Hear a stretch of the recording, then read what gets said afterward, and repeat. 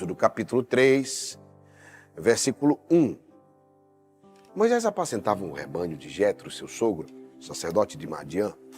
Um dia em que conduzia o rebanho para além do deserto, chegou até a montanha de Deus, o Horebe. Palavra do Senhor. Perceba que agora as coisas mudaram. Moisés era aquela criança, lembra? O povo de Israel estava oprimido lá no Egito. A terra não era deles, eles foram para lá, cresceram, multiplicaram graças a José, não é? E eles ficaram lá e se acomodaram. E acomodados viram escravos, se acomodaram. Eles não buscaram uma outra terra, não fizeram nada, ficaram lá acomodados. Subiu um rei que não lembrava mais de José, então ele começou a oprimir o povo, disse, eles são numerosos? Eles multiplicaram mesmo. Eles estão muito bem, vamos fazê-los sofrer para que eles não se levantem contra nós. E aí começou a oprimir, a perseguir, porque é assim, quando você está bem, as pessoas têm inveja. Não é nem que todo mundo tem inveja, não. O problema é que as pessoas, nem todo mundo quer que você esteja mal. Tem o invejoso mesmo, tem aquele que deseja o seu fim e tem aquele que olha para você e só não quer que você esteja melhor do que ele. Pronto. Aí o problema é que se ficou melhor do que ele, é mais ou menos o que aconteceu com os egípcios. Estava tudo muito bem, até que eles ficaram melhores do que eles. E aí dá o problema. Cresceu a inveja e veio o quê? A perseguição. E isso aqui é forte. Decidiu, mandou matar todas as crianças, os homens que nascessem. Moisés nasceu e a mãe dele, com sabedoria, o escondeu, não é? Durante 3 meses. Quando não dava mais para esconder, pegou, fez um cesto, preparou todo, untou e colocou no rio. E aí mandou a irmã ficar vigiando, procurando, para caso acontecesse algum problema, ela ajudasse. Acontece que a providência de Deus é desse jeito que Deus age em nossas vidas, na sua divina providência. Exatamente a filha do faraó vai passando, vai lá no rio para tomar banho, naquela hora, e a cesta com Moisés passa lá. Moisés é salvo das águas, por isso que o nome dele, Moisés salvo das águas, não é? Moisés é salvo, é amamentado pela sua própria mãe, não é? Com a sabedoria, e Moisés é levado ao palácio e ele cresce como um nobre, não é? Ele cresce como um nobre. Moisés, vendo a opressão do seu povo, ele mata uma pessoa e depois, percebendo disso, ele foge para o deserto. E nessa fugida para o deserto, o Senhor começa a preparar Moisés. E olha que é interessante, Moisés apacentava o rebanho de Jetro. O que era isso? Moisés, presta atenção, 2 coisas. Moisés, ele ia levar um povo, Moisés, ia conduzir um povo, um rebanho, né, de gente. Ele ia conduzir esse povo pelo deserto. Moisés não entendia nada disso, que ele vivia no palácio. Por isso, olha as coisas, tem certos males em nossas vidas que são preparação. Por isso que a gente precisa desaparecer e voltar preparado. Moisés vai lá, apacenta rebanho no deserto. Olha, Moisés estava sendo treinado para o que ele ia fazer. Ele ia conduzir não ovelhas, mas pessoas, por isso ele foi treinado com as ovelhas, e depois para onde? Pelo deserto. Olha como é interessante. Moisés estava em treinamento, na sua função. E eu quero dizer uma coisa para você, escute. Eu não sei qual é a função que você está hoje, mas na função que você estiver, desempenha bem. Se você reclama porque ganha pouco, você não vai estar apto a ganhar muito. Louve pelo que você tem e cresça. E cresça para que você ganhe mais. Não é lamentando e murmurando, maldizendo aquilo que você ganha, a função que você está, que você vai crescer. Cresce não, pelo contrário, você só afunda.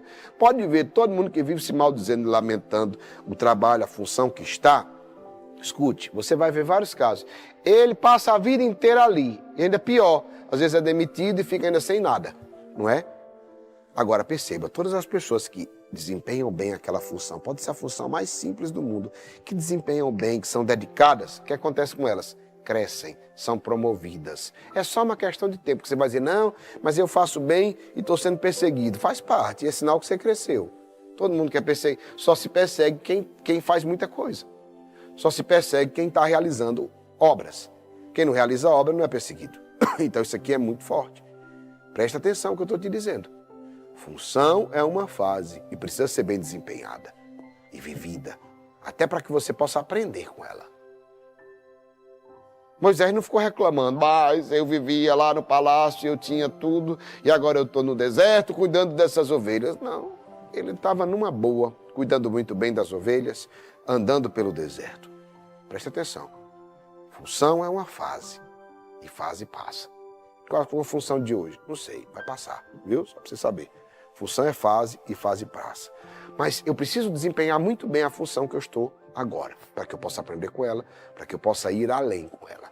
Mas é preciso ir além do deserto que você está vivendo para encontrar o Senhor. Perceba que Moisés apacentava, um dia conduzindo o rebanho para além do deserto. Moisés foi o quê? Além do deserto. Quando eu vou além do meu deserto que eu vivo, eu acabo encontrando a Deus. Eu acabo chegando à montanha de Deus, que é o lugar da oração, o lugar da intimidade, onde principalmente eu escuto a Deus. Quantas pessoas não chegaram aqui nesse mover porque foram além da sua dor, além do seu deserto, além da sua tribulação e decidiu, eu vou mergulhar nesse mover dos combatentes. Eu vou fazer essa rotina espiritual para ver. Quantas pessoas? Então eu te digo, se você se acomoda na sua dor, na sua escravidão, você não sai do canto. Se você vai além disso, pode ter certeza que você vai chegar à intimidade, você vai encontrar a Deus aí. E onde é o lugar da intimidade? É o lugar onde eu escuto a Deus. Porque em todo lugar a gente fala. Mas tem um lugar que a gente escuta a Deus. Tem muitas pessoas que chegaram aqui e entenderam, aqui é a minha montanha, aqui é o meu Horebe. Por quê? Porque aqui é onde eu escuto a Deus. Eu venho para cá, eu pego uma palavra, o Senhor me dá uma inspiração, algo vem forte. Você precisa encontrar esse lugar. Se não é aqui, busque em outro lugar, sabe? Não posso ser igual uma salada. Vozes demais me deixam confuso. Um diz assim, vai para a direita, outro diz vai para a esquerda, outro diz vai para lá. E aí, você fica no meio do tiroteio, você vai ficar em dúvida. Como é que eu sei disso? Preste atenção, esse lugar, a montanha de Deus, é o lugar da profecia. A profecia que faz calar o coração. A profecia que é resposta porque eu estou precisando. Às vezes até dói, às vezes até mexe com o nosso interior, mas ela é resposta, sabe? Eu não queria ouvir isso, mas eu ouvi porque eu precisava ouvir isso. É exatamente esse o lugar onde você escuta aquilo que você precisa ouvir, não é nem o que você quer. Não, eu queria só uma palavra de dizer que é assim mesmo. Não, aí eu escutei uma palavra que me lança para o futuro. Isso é forte. Versículo 2. Presta atenção na palavra. Versículo 2. Estou falando de Êxodo, capítulo 3, agora o versículo 2. O anjo do Senhor apareceu-lhe numa chama. Olha aí, escute. Moisés foi além do seu deserto, chegou à montanha, e na montanha o Senhor aparece numa chama que saía no meio de uma sarça, ou seja, uma sarça que queimava. A sarça ardia, a sarça ardente, mas não se consumia. Vou me aproximar, disse ele consigo, para contemplar esse extraordinário espetáculo e saber por que a sarça queima e não se consome. Vendo o Senhor que ele se aproximou para ver, chamou do meio da sarça, Moisés, Moisés, eis-me aqui. Primeiro, Deus vai sempre chamar a sua atenção. Escute isso. Deus sempre vai chamar a sua atenção. Ou com uma palavra, ou com alguma coisa, uma chama. Eu sempre costumo dizer como a sarça, porque é uma chama, porque quando Deus nos chama a nossa atenção, Ele chama com algo queimando em nosso coração. O nosso coração arde, se inclina, certo? Para muitas pessoas, vai ser o coração queimando, para isso, vamos fazer aquilo, o coração queima, e vem a ideia, inspira, não é? O nosso coração se inclina a fazer e realizar aquele propósito, a realizar aquele projeto. Depois, eu vou te dizer, o movimento não é de Deus mais, é seu. Deus vai chamar a sua atenção, sim. Mas se você vai se aproximar ou não, quantas pessoas dão testemunho hoje nesse mover e diz, entrei aqui, fui tocado, depois não entrei mais. Com o passar do tempo, quantos testemunhos nós ouvimos isso?